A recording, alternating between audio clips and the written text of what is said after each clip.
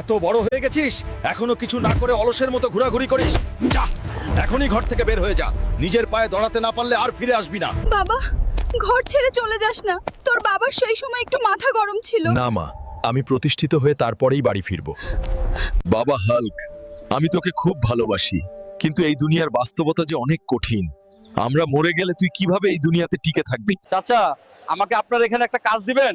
আমার আর কোথাও যাওয়ার জায়গা নাই। ঠিক আছে ভাতিজা, আজ থেকে তুমি আমার চায়ের দোকানে মন দিয়ে কাজ করবা। এই নিন চা। আপনার আর কিছু লাগলে আমাকে বলুন।